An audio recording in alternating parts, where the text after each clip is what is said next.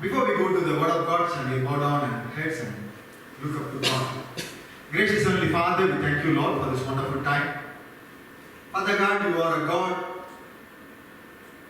who is with us, who is always leading us. And you are a God who speaks to us so personally. Father God, right now, Lord, as we are here going to meditate your word, speak to us personally so that we will know that and listen your still voice.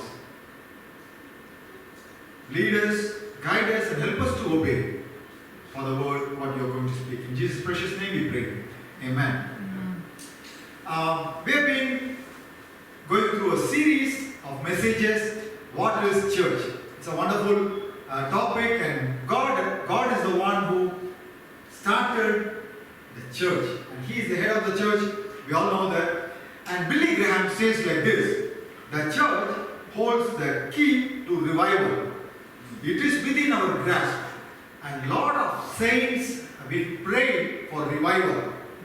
And God, in His wisdom, chosen you and me to be a part of that.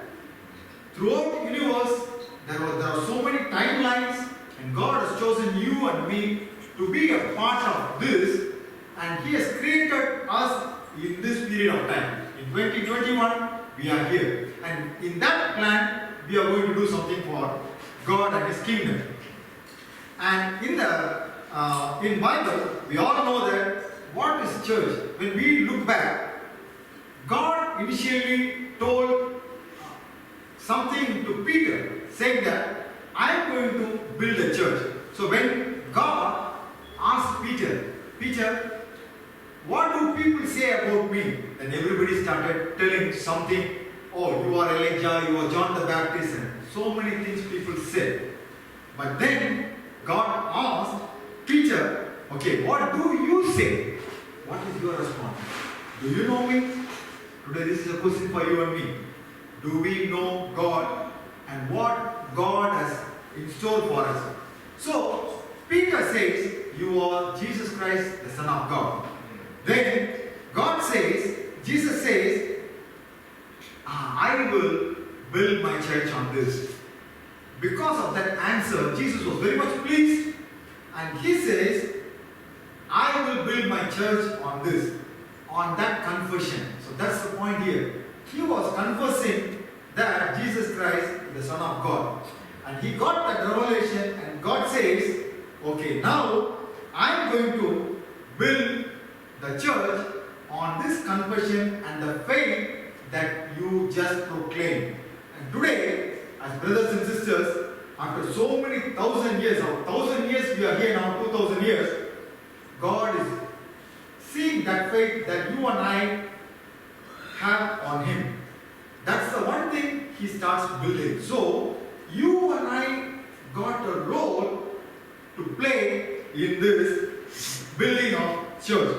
And then, when we see how God starts building it, He uses every individual person and starts building this church. In Greek, the word ecclesia is used. Ecclesia means it's assembly. You know that when people gather, it does not say only one word like church, but it says gathering or church or congregation. And then God says, I will build my church. In 1 Peter chapter 2 verse 5 says, I will build my church. The church is the assembly or gathering of all believers. Christ is the builder of this church. Today, we all as believers here, and God calls this is the church. And what does this church is going to do? This church going to make a difference in this world. It doesn't, sometimes we are so much thrilled when we see a bigger group. When you see 1,000 people or 2,000 people gathering together as a church, we are so much thrilled and happy to see the crowd. But when we see a small crowd, we all see that, oh, what is happening? Is this a gathering? But God says, don't see the numbers. Wherever 2 or 3 gather, I am in your midst. Hallelujah. Today in this evening, wherever we are, because of His name, when we gather, God is there in our midst. And He is there in the midst of us to listen what we want to say. And at the same time, He is working on us so that we will do something for His kingdom. And He says in 1 Peter chapter 2 verse 5, you yourself, like living stones, are being built up as a spiritual house to be a holy priesthood, to offer spiritual sacrifices acceptable to God through Jesus Christ. We are in a process.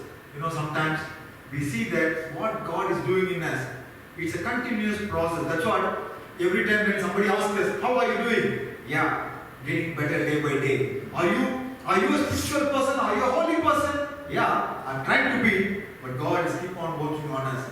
He is working us day by day. We are getting better, and we are going to the next level. Till our death, we are progressing in our spiritual life. And who is helping that? God is building us through various trials and tribulations. He makes us strong. And as we hear the reading, St. James chapter 5 verse 13 to 19, the wonderful things are coming in that passage. If you count the word prayer, you will count 7 times. And God puts the importance of prayer there. When people come together, when somebody prays, I will do some miracle. That's what the passage says. It's a wonderful passage. We normally hear about people who are having spiritual gifts. So this person comes and prays, the healing takes place. This person got a gift of prophecy. There are different gifts that's in operation. In our life, it so happened one time. In a church, when we went for a gathering, after the service over, we went to meet the preacher who came for delivering the word. And he said, let me pray for you. And we said, okay, pray for us. And then he prayed for one particular thing. We will never ask for that prayer point to him, but he prayed for that, and God immediately answered that prayer. That's the beauty of church. When prayers are said in His presence, because when 2 or 3 gather, God is already there. Hallelujah. So that's the beauty part of it. And here, in this passage, there is one verse I have highlighted. It says, confess your sin to one another. Confess your sins to one another. When we see in Roman Catholic denomination, they go and confess the sins to the priest. But this verse does not talk like that. It says that within the brethren, within the congregation, if you have some misunderstanding or something like that, go out of your way and talk to each other, confess your sin to them, and forgive each other. Then the God comes to bless us. And God, and this one in Matthew 18, 15 to 16, if you read, it says that confess your sin to one another. And the next one it says, the righteous person. Who is a righteous person? If somebody comes and asks us, hey, are you a righteous? We will say that, oh, I know who I am. Maybe for your eyes I may look a good person, but I know the struggles that I am fighting with. Every one of us have our own struggles. And then the devil is there to tell us, oh, you are not perfect. You may go to church, you may feel like you are a very good person, but no, I know who you are. He is there to remind our past, right? So that sometimes when we think back, we are so discouraged. But what does the Bible say? Our God never sees our sins. When He cleanses all our sins, He never turns back. But the devil always reminds whatever happened in the past. But God always shows our future. So sometimes when devil comes and throws seeds, negative things in our mind, we need to cast it out because we are the righteous person. Because God, in His wisdom and through His forgiveness, He has given us His righteousness. Hallelujah. We are so unworthy. But then, because God is righteous, He has given that righteousness to us. How it happens? We don't know. That's the love of Jesus Christ. Hallelujah. That's what we celebrate Christmas. Because we cannot comprehend. Because in our case, if a person don't love us, we don't try to love them, right? If someone keep on hating us, we say, okay, I I cannot get along. You be there. Let us have a safe distance. Hi. We are comfortable. But how God gives the righteousness? That's what God says. I am there. I made you righteous already. So you are righteous. So no matter whatever circumstances you are facing, as a body of Christ, we all righteous people. So when we come together, pray for each other, God does miraculous things because He is so faithful in His word. Where 2 or 3 gather, He is already here. He is already here, and He considers us as righteous. So when we pray for other people, God does a miracle. How do we know that? In the Bible we see that in the book of Job. When Job went and prayed for somebody, for his friends, they all got blessed. So God listens to His children, no matter whether they are gifted or not, because they are body of Christ. That is the privilege God has given to you and me as His child. And then the other thing is, in that passage you see, you will read this verse. The prayer of righteous person has great power as it is working. That is power. From where this power comes? That's the power of God. When we pray, when we agree, and then we confess and release, God's power is activated. He wants some people, the channel. God is already there, but He needs some people to activate that. And God used you and me in this dark world as a light. That's what we are called to. That's the role of a church. So when we gather, we pass on that power to everyone as a church, and then we stand in the gap for this world. That's what God says. I am looking for people to stand in the gap. So today, as a church, it's yours and my responsibility to pass on this power to the needy people. In Corinthians chapter 2, verse 12:9, it says, 2 Corinthians chapter 12, verse 9 says like this: My grace is sufficient for you, for my power is made perfect in weakness. God is always, He is very gracious God, and He is there to give His grace, through which we can do lot of things that we cannot do. Sometimes through our own intellect and our own power, we cannot handle things. But then, through His grace, God gives His power to us because we are privileged people. And sometimes we all feel that, Lord, I am weak. I cannot handle the situation through my strength. We all go through those kind of situations in life. Sometimes when, as we sang that song, when the situation is too much for us, when we cannot face, when we cannot handle certain situations, when we don't know what the future lies ahead. Now there is one more variant is there. People are telling that one more Omicron. They are just keep on baptizing it, right? We're getting a lot of new names for this COVID virus. But then we also do know what will happen. We hear bad news, right? Wherever you turn, we all hear bad news. But then God says, don't worry. Whatever things you are worrying in your life, my grace is sufficient for you. And in your weakness, my strength will uphold you. That is the privilege God gives to His children and for His church, because we call upon His name. But one thing, God is a loving God. He is so graceful, and He is there to give this grace to everyone. But the Bible talks about something that can hinder God's grace. Some things that we do can hinder God's grace. Let me show you a few verses and then I close. In Psalm 133 verse 1, we all know that how good and pleasant it is when brothers dwell in unity. The word unity, it's a very good word. When people are united, when the countries are united, you can do a lot of things.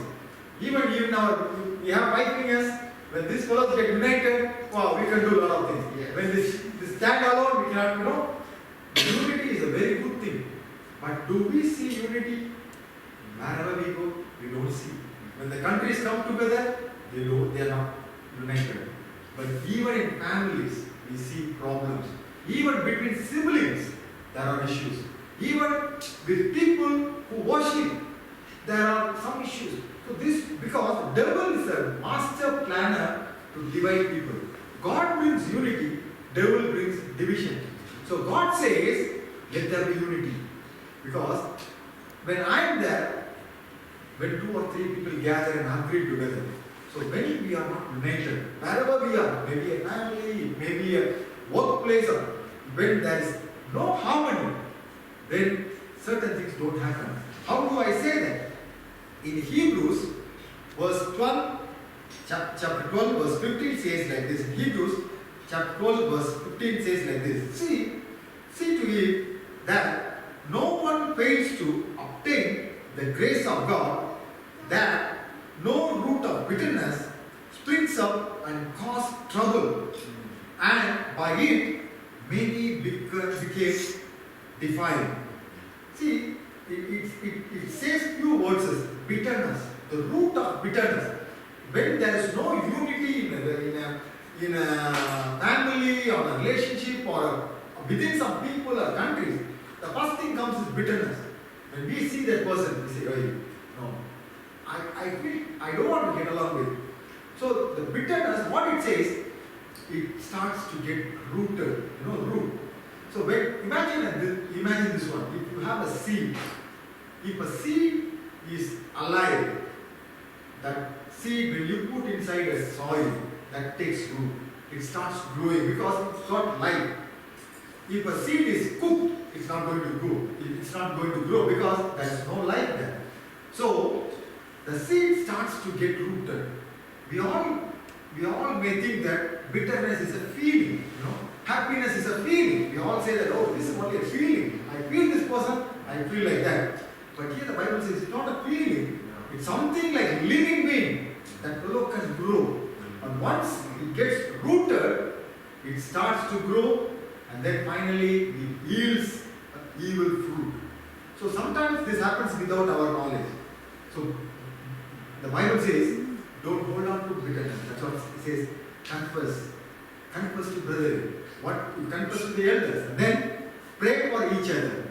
Then God brings the miracle. Today, in wherever we are going, sometimes we do carry this bitterness without our knowledge. Sometimes within the family, sometimes people have this kind of issues. I have an issue with this guy, but then when I see him, I don't want to show him. I don't want to talk about that. Let me quietly handle it diplomatically. We all very good. The children, they will cry immediately. But adults, they are very good in handling that. They just quietly, they will go. But God says, that is a root cause, and that can hinder the grace of God. The grace of God is about to come to you, but because of this bitterness, you may not get that. So God says, if you want your grace of God, be united. Forgive one another and confess your sins, and then pray together. Dear church, prayer, God, very powerful. It's a powerful weapon God has given us. Because God says, ask and it shall be given. And I remember here, in this Soon church, a few weeks back, our family, we met Pastor Howard, and we wanted to pray for one particular point. At that time, there were a lot of things are holding on.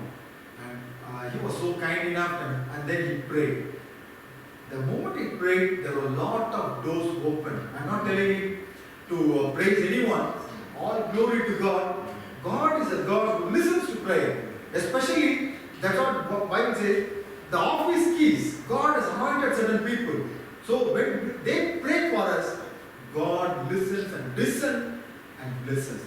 And as a church, we have this mighty power in our hand. The only thing is, we need to get together and pray and execute this power. That's what, when we see that, when we see those words, pray for one another. 7 times in those verses. God says that pray. And then he says, he compares Elijah. He is a normal person, struggling person. He was just scared of seeing a lady and was running away. But then God used him. So today, you and I are in this boat. We may feel like a deep vessel. We may say that, oh, no, I am not that qualified to do a prayer. But God says, you are the church. I have chosen you for this. And today, God wants you and I to be channel of blessing. He has blessed you. He has bestowed us with gifts and talents. When we pray, God is going to use. But sometimes when we say, Lord, I am busy, I am not available. Oh, let me be. Sometimes, some people, they always say, oh, I am busy, always busy. That is the time I can take rest. When do you want to take rest? Oh, Sunday. Oh, everybody needs to go to church. No problem, I will take rest. Sometimes we think like that. But God says, never miss the gathering. Ecclesia, that's what the word says. Never miss the gathering. As so many other people do. Because the blessing comes from the church. This I learned in my life very early in my life. My father taught me. My father is a pianist. He used to play keyboard and all those things. Me and my brother always run around the church. From the church, the blessing will come. Why? God said, this is my body and I am building my body with you, in partnership with you and me. And we are his body today. So wherever we go, we carry his life. When we go outside the world, God is using you and me. For that, he is equipping you and me today in this place, in this church. Maybe this is a physical building, but God says, when 2 or 3 gather, I am in your midst. And he is a promise-keeping God. And today as we go home, we say, God, I am the church. And in the universal church, I play a role that only I can play. Without you, God cannot do that. But if you say, no, God, I don't want, then God needs to replace you with another person. We don't want to miss that opportunity. Because such a mighty God, he came down to choose you and me to fulfill that void. He wants you and I to be in that place. So number doesn't matter. What we are doing, we may do a small thing. It may be insignificant in our eyes. People may not know that, but God will bless you for what you did for his kingdom. He is such a faithful God. I am a witness for that. My family is a witness for that. We have seen that. Shall we close our eyes and pray? God says, there is power in prayer. And when we as a church come together, God says he will do miraculous things. Because he has promised us, whenever 2 or 3 comes together in his name, he will bless us. Shall we take a few minutes to look up to God? Father God, so many times I might have taken church for granted. I know that I am the church and you are building me so that the church in this place will proclaim your name. Help us to gather together. Gracious Heavenly Father, we thank you, Lord, for this wonderful time. Thank you for reminding us one more time that we are the church. And we know that the head is Jesus Christ. And you have chosen us and promised all the good things. And you have made us righteous, Lord. Father God, we know that our future is in your hand. And when we get united, when we pray for each other, the miracles are happening. Father God, we know that. We confess that one more time. And as we go into this world, be with us. And help us to exercise the powers that you have given us. In Jesus' precious name I pray. Amen.